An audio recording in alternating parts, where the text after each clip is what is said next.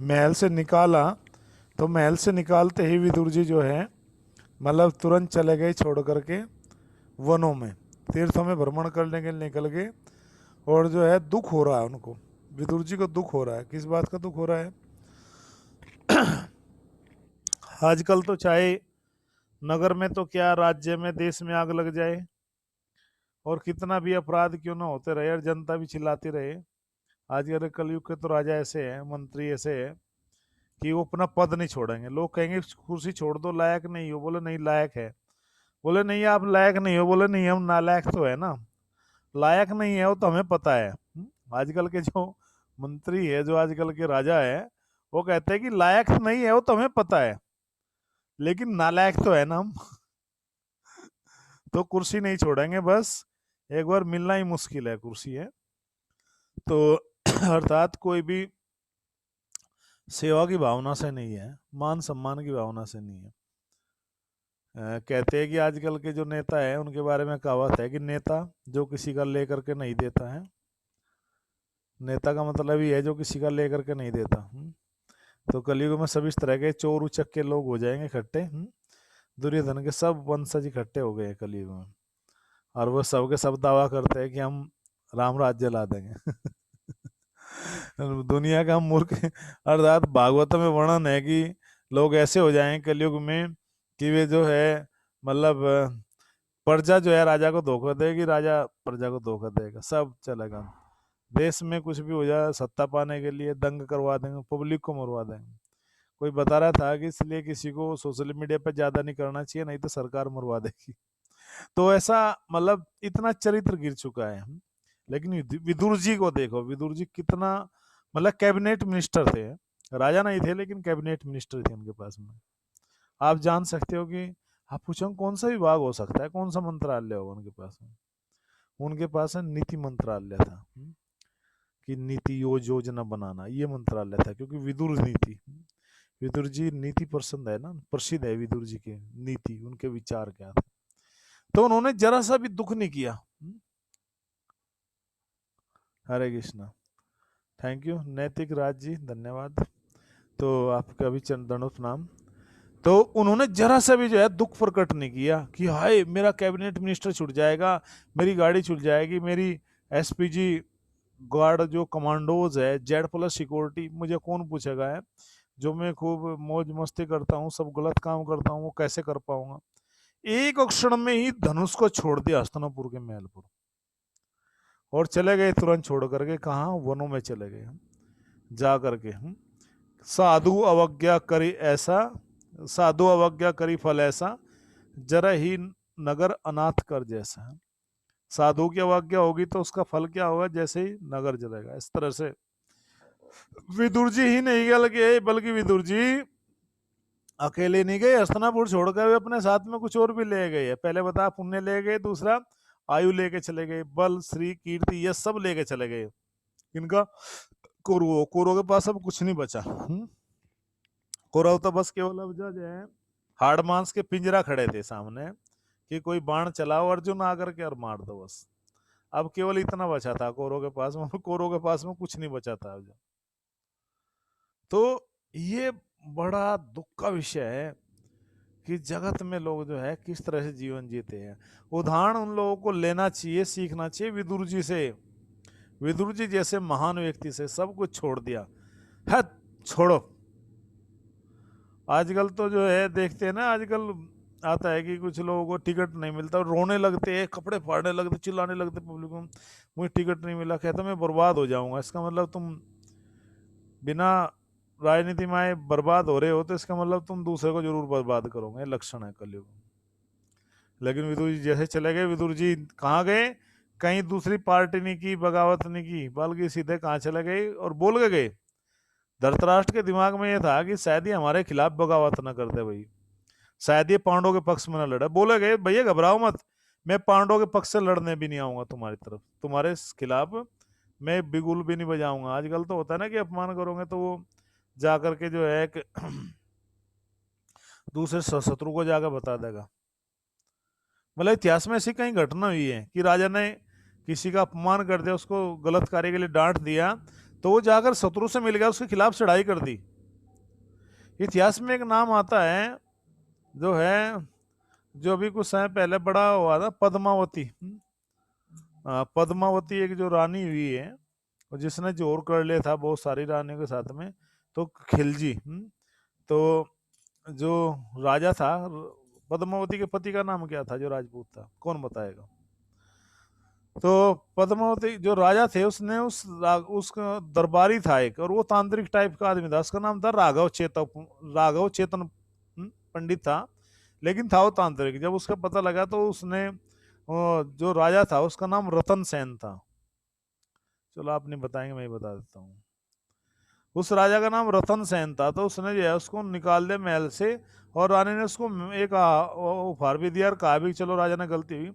लेकिन वो रानी बहुत सुंदर थी है, और जाकर के षड्यंत्र क्या किया, उसको भड़का खिलजी को कि बहुत सुंदर रानी है, वो तुम्हारे महल में होनी चाहिए, तुम ये करो वो करो। वो सब चीजें जो है गलत गलत सब इन्फॉर्मेशन दे दी और उकसा दिया है। यानी कि राजा ने अपमान किया तो उसके ही, तुमने मेरा अपमान किया है तो मैं तुम्हारी खाट खड़ी करूंगा। खाट खड़ी मतलब है कि तुम्हारे खिलाफ ही षड्यंत्र करूंगा, तुम्हें बर्बाद कर दूंगा, मेरा अपमान हुआ, तुम्हें भी चैन से रहने दूंगा। ये बिल्कुल थर्ड क्लास की मेंटेलिटी होती है जो आज की दुनिया में हो रही है। आज सबके पास में ये तैयार है, तुम ऐसा है तो हम भी तुमसे आगे बढ़ गए, तुम 10 तो हम 20 आगे। लेकिन विदुर जी साधु थे, भक्त थे, उनके मन में जरा सा भी जो है भाव नहीं आया कि मैं इस तरह से अपमान करूं, मैं इनके खिलाफ युद्ध करूं, मैं ये करूं, कुछ नहीं आया। और कहाँ चले गए? तीर्थ स्थलों में चले गए। जाकर तीर्थ स्थानों में जो है और सोचने लगे कि मैं किन लोग मूर्खों के चक्कर में रहा है। यहाँ तो लोग परेशान हो जाते हैं, भैया आज गाड़ी नहीं मिलेगी, अब कहाँ खाना होगा, कहाँ होगा। बल्कि विदुर जी इस बात के लिए दुखी थे, बल्कि इस बात के लिए दुखी थे, कितना सारा जीवन चला गया मेरा भगवान की भक्ति के बिना है। कृपण दुर्जन चपल सुख लव लागी रहे, कि मैंने कृपण दुर्जनों का जो है सेवा करता रहा, थोड़े से चप्पल सुख के लिए से दुष्ट लोगों का मैं सेवा करता रहा, और अंत में मुझे क्या मिला? अपमान मिला, मुझे धक्के मिले। मैंने इतना जीवन इतना समय भगवान की भक्ति में लगाया होता तो मेरा जीवन सफल हो जाता, मेरा जीवन धन्य हो जाता। कौन सोच रहे? विदुर जी सोच रहे हैं। क्या हम सोचते हैं कभी? इतना जीवन चला गया, 50 वर्ष की उम्र चली गई, 60 वर्ष हो गए, 40 वर्ष हो गए, अब तो 70 वर्ष हो गए। भगवान में मन लगाओ, भक्ति में मन लगाओ, नहीं लगाएंगे बिल्कुल भी, संसार में मन लगा हुआ है। और वहां पर उन्होंने क्या किया? विदुर जी ने जाकर के तीर्थों में, स्थानों में भ्रमण किया। वे नगरों में, कुंडों में है, नगर थे, कुंड थे, सरोवर थे, हैं, आश्रम थे, हैं, और जो है कुएं थे, और नगर जो है सब में भ्रमण करते हुए उनकी वृत्ति शुद्ध हो गई है। जगह जगह वे स्नान करते हैं, ध्यान करते हैं, और वे उनकी शुद्ध और स्वतंत्र वृत्ति थी। तीर्थ स्थलों में जाकर के वे जो है शुद्ध होते हैं, और उनका शरीर जो है जो मतलब का जो वस्त्र था, शरीर के ऊपर जो वस्त्र था ना, कपड़ा जो पहनते थे, वो कभी नहीं सूखता था। क्यों नहीं सूखता था?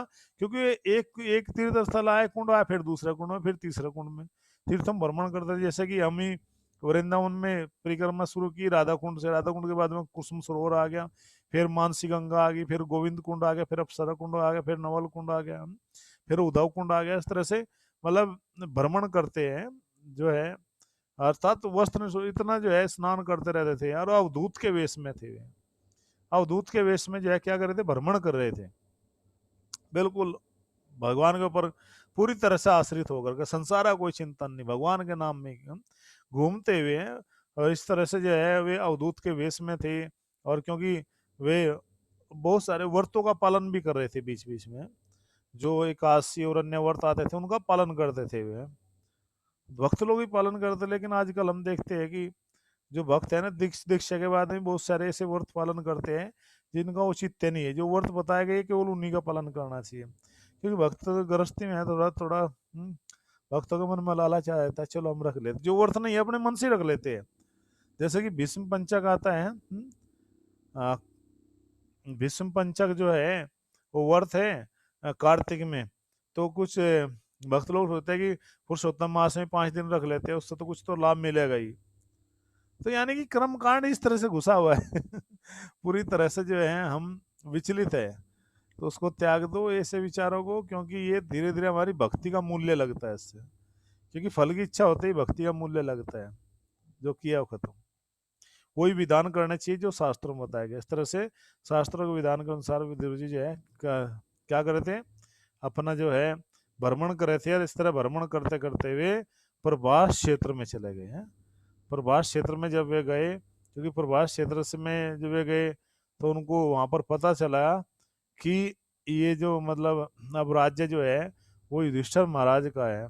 और युधिष्ठिर महाराज का राज्य क्यों है, क्योंकि महाभारत का सब युद्ध समाप्त हो चुका है, और समाप्त युद्ध होने का उसमें बहुत सारे राजा, क्षत्रिय, ब्राह्मण, द्रोणाचार्य, भीष्म पितामह जैसे बड़े बड़े महारथी सबके सब लोग मारे जा चुके हैं। और सभी तीर्थों में वे जब गए हैं तो वे धीरे धीरे सभी तीर्थों में जाते भ्रमण करते हुए हैं, और जो है अलग अलग तीर्थों में गए हुए हैं। तो इस प्रकार से कुछ मंदिरों का भी वो दर्शन करते जा रहे थे। जो मंदिर जिनके ऊपर भगवान की ध्वजा नाम की पताका फहर रही थी उनको भी प्रणाम करते हैं। प्रणाम करते करते फिर भी आगे बढ़ते गए, सोवीर प्रांत में चले गए, फिर सूरत में मत्स्य होकर के क्रूज नामक इस तरह से इतने सब क्षेत्रों के जो है प्रदेशों को पार करते करते फिर भी एक जंगल में प्रवेश किए। उस जंगल का नाम था क्रूज नामक, जो है एक जंगल था। उसमें जब उन्होंने प्रवेश किया तो चलते गए, तब उनकी वहां पर भेंट हुई किनसे, श्री कृष्ण के परम प्रिय मित्र और वर्षपति जी के शिष्य से। कौन थे वर्षपति जी के शिष्य और श्री कृष्ण के परम मित्र भी है और चचेरे भाई भी है? कौन है, कौन बताएगा, क्या नाम था उनका? तो उनसे उनकी भेंट हुई, और तब उन्होंने जो है उनसे कुछ बहुत सारे प्रश्न किए हैं। द्वारिका के विषय में जानना चाहा उन्होंने, हस्तिनापुर, दोनों के विषय में जानना चाहा। वे कोई और नहीं थे बल्कि वे उद्धव जी थे। Thank you. उद्धव जी थे, हैं? भगवान के परम मित्र तो समझ लिया करो ना, चचेरे भाई बृहस्पति जी के शिष्य है, उद्धव जी थे। थैंक यू सुभा श्रीवास्तव माता और मिल माता जी। तो उद्धव जी से उनकी वहां पर भेंट हुई, और उद्धव जी से वे जो है उन्होंने कुछ प्रश्न किए हैं। सबसे पहले प्रजा के विषय में, फिर द्वारिका के विषय में। तब उद्धव जी ने से जो है क्या विदुर जी ने जो है बहुत सुंदर प्रश्न किया। कहते हैं कि श्री कृष्ण और बलराम जी हैं, जो वे कैसे हैं? श्री कृष्ण कैसे, बलराम जी कैसे? अच्छा अच्छा, चलो वासुदेव जी कैसे हैं? और जो है भगवान के जो कौन, प्रद्युम्न, प्रद्युम्न भी ठीक से है ना? है, क्योंकि प्रद्युम्न जी के विषय में पूछा, क्योंकि प्रद्युम्न जी पूर्व जन्म में क्या थे, कामदेव थे। और माता रुक्मिणी ने जो है जब आराधना की थी, पूजा की थी, तो उन्होंने वरदान में कामदेव को अपने पुत्र के रूप में मांग लिया था, अर्थात प्रद्युम्न के विषय में पूछा। फिर जो है विदुर जी ने उग्रसेन जी के विषय में पूछा था, कहा था कि उग्रसेन जी अब कैसे है, क्योंकि उग्रसेन जी को उनके पुत्र ने पदच्युत करके कारागार में डाल दिया था। तो उग्रसेन के पुत्र का नाम क्या है? हाँ बताइए। तो उग्रसेन जी कैसे है, जब उनके पुत्र ने उनको जो है क्या करता था, कारागार में डाल देता, अब उनका स्वास्थ्य कैसा है, कैसे अब यह वे राज्य कर रहे हैं? क्योंकि बाद में वो राज्य बन गए थे। किसने उनको दोबारा फिर राजा बनाया? जिसने उनके पुत्र का वध किया। उनके पुत्र का वध किस किया था? हाँ, उनके पुत्र का नाम तो कंस था, बिल्कुल सही बात है। और पुत्र का वध किसने किया था? उग्रसेन के जो पुत्र हैं, कंस जिसका नाम बताया, उसका पुत्र, उसका वध किसने किया है? जानते ही होंगे आप, बिल्कुल भगवान श्री कृष्ण। Thank you. तो भगवान श्री कृष्ण ने वध किया था, उनको फिर से राजा बनाया गया। और जो है कह रहे कि वे कैसे है, आगे कह रहे कि सात्यकी कैसा है। सात्यकी जिसने अर्जुन से जो है धनुर्विद्या को प्राप्त किया था, बड़ा बलशाली है सात्यकी, जो है द्वारिका में रहता है, और भगवान श्री कृष्ण की बहुत उसने जो है सेवा की थी। वो सात्यकी कैसा है? चलो अक्रूर जी के विषय में बताओ, एक से एक बारे में पूछता जाता है। अच्छा वो कैसे है, उत्तर देते हो ठीक है, कुशल मंगल है, रह रहे। अच्छा अच्छा अच्छा, ये बताइए अब अक्रूर जी कैसे? अक्रूर जी के बारे में पूछा। अक्रूर जी जो भाई भगवान श्री कृष्ण और बलराम जी को लेकर के गए थे, कहां पर गए थे? भगवान श्री कृष्ण और बलराम जी को लेकर के अक्रूर जी गए थे। कहां से गए थे? वृंदावन सर, कहां ले गए थे? बताया कौन? भगवान श्री कृष्ण और बलराम जी को अक्रूर जी अपने रथ पे बिठाकर मथुरा ले गए थे। बिल्कुल सही बात है, थैंक यू सुबह माता जी। तो वे लेकर जब उनको गए थे, तो वहां रास्ते में जो है जब वे स्नान करने लगे, तो उन्होंने जो है भगवान श्री कृष्ण के चरण चिन्ह देखे। तो जो है नवदा भक्ति में से एक भक्ति है, जो उन्होंने बताया था पहले भी, वो एक भक्ति में नाम आता है अक्रूर जी का। कौन सी भक्ति है? शरणम है, कीर्तनम है, स्नम है, वंदनम है, दास्यम है, साख्यम है, आत्मवेदनम है। कौन सी भक्ति है जो जो किनकी है? अक्रूर जी जिस भक्ति में आते हैं, उन्होंने जब भगवान के चरण कमल देखे तो उनको प्रणाम करते करते हुए लोटपोट हो गए और उनकी आंखों से आंसू गिरे और पूरी ब्रज की जो रज है वो भी गीली हो गई है। तो वे जो जो अक्रूर जी है वो आते हैं भगवान के वंदना की थी उन्होंने, भगवान को वंदन किया था, तो वंदनम में आता है उनका नाम। तो वे कैसे हैं? अब वे जो है ठीक है ना, कुशल मंगल है। चलो चलो, हाँ बताइए, माता देवकी जी कैसी है, जिन्होंने भगवान को कई बार पुत्र के रूप में प्राप्त किया है, वे माता देवकी कैसी है? कुशल मंगल है ना। अच्छा, अब ये बताओ प्रद्युम्न का जो पुत्र अनिरुद्ध है वो कैसा है? प्रद्युम्न जी का जो पुत्र अनिरुद्ध है वो कैसा है? उसके बारे में भी जना हमें बताइए कि भाई उसका स्वास्थ्य कैसा है, वो कैसा रह रहा है, सब कुशल मंगल से है ना। ये सब प्रश्न जो है कौन कर रहे हैं? विदुर जी कर रहे हैं। किनसे? उद्धव जी से। हम पूरा हालचाल जान रहे हैं। चलो हम, अच्छा पांडव सब ठीक है ना? पांडव में जो युधिष्ठिर महाराज है वो भी ठीक है ना? उनके भाई जो है भीमसेन है, ठीक है ना? अच्छा, भीमसेन ने अपना क्रोध छोड़ा कि नहीं अभी तक? है थोड़ा सा पूछ रहे हैं। जब भीमसेन के बारे में बताइए। चलो अर्जुन के बारे में बताइए, धनुधर गांडीधारी अर्जुन कैसा है? नकुल सहदेव कैसा है? जो नकुल सहदेव जिनको युधिष्ठिर महाराज जो है अपने हृदय से भी ज्यादा प्रिय मानते हैं, अर्थात ये कह सकते हैं कि युधिष्ठिर महाराज इस प्रकार से क्या करते थे? देखभाल करते थे नकुल सहदेव की, जिस प्रकार से जो है पल की आंखों की रक्षा करती है, इस तरह से रक्षा करते थे वे दोनों भाई नकुल सहदेव। कैसे हैं? चलो आगे बताइए कि माता कुंती कैसी है बेचारी, जो क्या हुआ था जवानी में ही क्या हो गई? विधवा हो गई। वो माता कुंती अब कैसी है? वो अपने पुत्र के साथ में रहती है, कैसे है? हस्तिनापुर के जो अन्य सब लोग हैं वो कैसे है? तब यहाँ पर जो है क्या है, पूरा मतलब विदुर जी पूरा सबके बारे में पूछते जा रहे हैं, सबके बारे में मालूम करते जा रहे हैं, कौन कैसा है, कहाँ रहता है, कैसा किसका स्वास्थ्य है। तो ये वास्तव स्वभाव होता है, जो संत पुरुष होते हैं, साधु पुरुष होते हैं, सबके विषय में सबकी कुशल अक्षम मांग के चलते हैं, सबके बारे में मंगल कामना करते हैं, सबके बारे में अच्छा सोचते हैं कि सबका सर्वे भवन्ते सुखिनः सर्वे संता निरामया, सारे संसार के जितने भी सब लोग वे जो है सुखी हो जाए, सभी निरामया अर्थात सभी निरोगी हो जाए, संसार में कोई भी दुखी न रहे। तो वास्तव में एक सच्चा जो साधु होता है, भगवान जो भक्त होता है, वो सबके मंगल के बारे में सोचता है, सबकी कुशलता के बारे में सोचता है। क्यों सोचता है? क्योंकि उसके हृदय में दया होती है, कंपेशन होता है, वो स्वार्थी नहीं होता है। कोई भी मिलेगा, कैसे हो, कुशल मंगल हो। तो यही सब प्रश्न जो है कौन पूछ रहे हैं? विदुर जी पूछ रहे हैं। किनसे? उद्धव जी से पूछ रहे हैं। कहाँ पर? जब उस जंगल में वे कहाँ पर जाए? क्रूज, उस जंगल का नाम क्रूज है। क्रूज नामक जंगल में जो प्रवेश किया था, कोंकण ये सब जो है, मत्स्य, सूरत, सोबीर है, ये सब प्रदेश पार करते उस जंगल में भेंट हुई। तब वहां पर वे उनसे सब कुशल मंगल पूछ रहे हैं, कुशल क्षेम पूछ रहे हैं, पूरा हस्तनपुर के विषय में भी और पूरा जो है द्वारिका के विषय में, कि द्वारिका और हस्तनपुर में कहीं सब कुशल मंगल है, एक एक व्यक्ति का नाम लेकर पूछ रहे हैं। यही भाव होता है। फिर पूरा धृतराष्ट्र और अन्य सब के विषय में जो है जो विदुर जी है वो सब प्रश्न करते जाएंगे, सब पूछते जाएंगे। क्योंकि प्रश्न करने से क्या होती है, हमारे हृदय की जो जिज्ञासा होती है वो शांत होती है।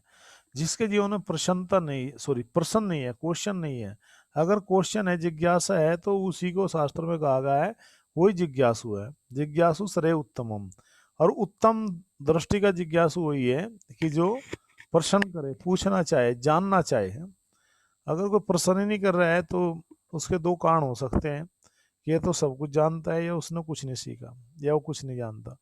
जैसे कि होता है ना, जैसे कि हमारे साथ में भी ऐसा कई बार होता था पहले, क्योंकि हमें मैथ में ज़्यादा इंटरेस्ट नहीं था, तो टीचर समझाते समझ में, हाँ जी बिल्कुल सब ठीक है जी, ये समझ गए, हाँ जी समझ गए जी, कर दोगे, हाँ जी कर देंगे जी, करो। तो ये अगला सवाल करो आप, अगला ये सवाल है जो है मैथ का है, करो। बोर्ड पर करोगे या कॉपी में करोगे? नहीं, कॉपी में करके दिखा देंगे। कर देते अपने हिसाब से, वो गलत आता था, क्योंकि यही नहीं पता था कि इसका उत्तर कहाँ से कटा है। सबसे बड़ी प्रॉब्लम ये थी मैथ में कि हमें ये नहीं पता कि उसमें शुरुआत जो है उसको जोड़ने से होगी, घटाने से होगी, गुणा करने से होगी, या उसको भाग देने से होगी। क्योंकि हिंदी मीडियम स्कूल में ही पढ़ते हैं। आजकल तो मल्टीप्लाई है, ऐड करना, सब्सट्रैक्शन कुछ ऐसा होता है ना, ये सब चीज़ें होती है, इनटू। तो वो हमसे नहीं होता था। लेकिन हाई स्कूल में एक बड़े इंटरेस्टिंग बात रही थी, जब हम हाई स्कूल में थे तो इंग्लिश वगैरह में तो कोई प्रॉब्लम नहीं थी, लेकिन हाई स्कूल में मैथ की दिक्कत थी। तो मैथ हमने जो ट्यूशन किया, तो क्या होता था कि जो टीचर थे वो कहते थे कर लेंगे, तो उसका उत्तर हम हमेशा हमारा अच्छा आता था। लेकिन टीचर पूछते थे कैसे आया, उसका हमें भी नहीं पता था। मतलब विशेषकर मुझे नहीं पता था कि उसका आंसर ठीक कैसे आया। बस ठीक आ जाता था, जैसे ही दिमाग में आया कुछ जुगाड़ करके हो सके वो उत्तर ठीक होता था, लेकिन उसकी कैलकुलेशन नहीं होती थी। जो पूरा वर्णन है, पूरा जो लिखते हैं, पूरा जो उसकी कैलकुलेशन करते हैं, वो नहीं होती थी। वो टीचर भी हैरान थे कि आपका प्रश्न का उत्तर तो ठीक है, लेकिन आपको कैलकुलेशन नहीं आप करते, कैसे आता, मगर मुझे भी नहीं पता। तो कभी कभी खैर ऐसा होता है। तो जी, यही यही बात प्रश्न की है कि जब हम प्रश्न नहीं होंगे हमारे मन में, तो इसका मतलब जिज्ञासा नहीं है। कि भले ही गलत पूछा जाए, भले ही उसका उत्तर सही ना हो, भले ही हमें कैलकुलेशन आती है, लेकिन पूछना जरूर चाहिए। क्योंकि प्रश्न पूछने से ही अगला प्रश्न का जन्म होता है। एक क्वेश्चन पूछेंगे तभी दूसरा क्वेश्चन आएगा। जब तक क्वेश्चन मार्क नहीं होता तब तक जीवन में आदमी कुछ करता ही नहीं। क्या करना है, क्यों खाना है, क्या, क्यों, कब, कहाँ, किसने, कैसे। ये जो WH की जो फैमिली है, when, where, what, how, who है, हुम, ये इसका मतलब है कि कुछ चल रहा है अंदर, कुछ पूछना चाहता है। अगर ये नहीं हमने पूछा, ये नहीं हमने जाना, तो गए काम से। तो ये जरूर होना चाहिए, प्रश्न तो हमारे जीवन में होना चाहिए। प्रश्न होगा तभी उत्तर मिलेगा। तो यहाँ तक हमने जाना कि विदुर जी इस तरह से जो है किन से मिले, उद्धव जी से मिले, उद्धव जी से बहुत सारे प्रश्न किए, वो सबके विषय में जानने, कुशलक्षेम जानने हैं। अब विदुर जी जो है उद्धव जी का अगला जो संवाद होगा, उसमें क्या वार्तालाप होगी, कैसे दोनों बात करेंगे, क्या घटना होगी, ये सब जानने के लिए आप बने रहिए हमारे साथ में। कल सही 4 बजे तक फिर हम आपके साथ में उपस्थित होंगे, जो है एक नए विषय के साथ में। आप सबसे भक्तों से प्रार्थना है कि जब आपको सही जो है मैसेज मिल जाता है